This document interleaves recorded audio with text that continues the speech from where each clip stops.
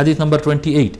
حدثنا محمد بن يحيى ابن أبي عمر المكي قال حدثنا سفيان بن عيينة عن ابن أبي نجيح عن مجاهد عن أم هانئ بنت أبي طالب رضي الله عنها قالت قدم رسول الله صلى الله عليه وآله وسلم علينا مكة قدمة وله 4 غدائر.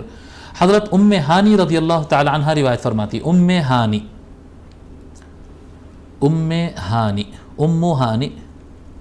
ہانی نام رکھتے ہیں ہمارے ہندوستان میں بھی.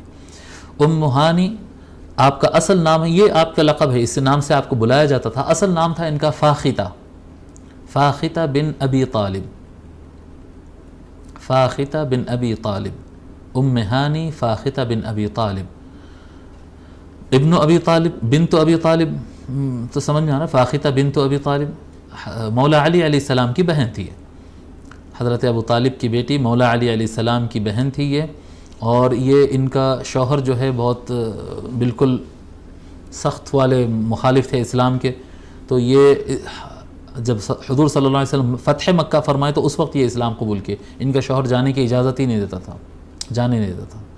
اس وقت اسلام قبول کیا, اور اس وقت بھی ان کا شوہر اسلام قبول نہیں کیا تھا. پھر وہ مکہ چھوڑ کر جب حضور مکے میں داخل ہوئے تو اب مسلمان ہونا پڑے گا, تو مسلمان نہیں ہونے کے لیے یہاں سے بھاگو, تو پھر وہ مکہ سے بھاگ کر نجران جا کے رہ گیا تھا.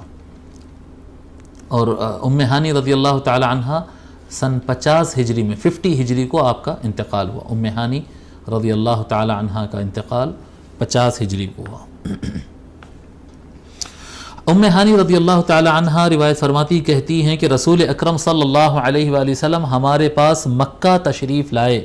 قدیمہ علینا مکہ تھا, مکہ تشریف لائے. یہ مکہ میں ہی رہتے تھے نا جب فتح مکہ ہوا, تو جب حضور صلی اللہ علیہ وسلم مکہ تشریف لائے. وَلَهُ 4 غدائر, فرماتی ہیں کہ آپ کے بال 4 حصوں میں بٹے ہوئے تھے. 4 غدائر.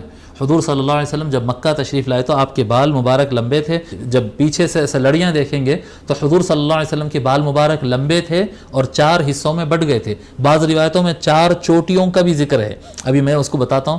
غدیر کہتے ہیں, غدیر اور الغدیرہ, غدیرہ بھی کہتے ہیں, اور اس کی جمع ہوتی ہے, پلورل ہوتا ہے اس کا غدائر.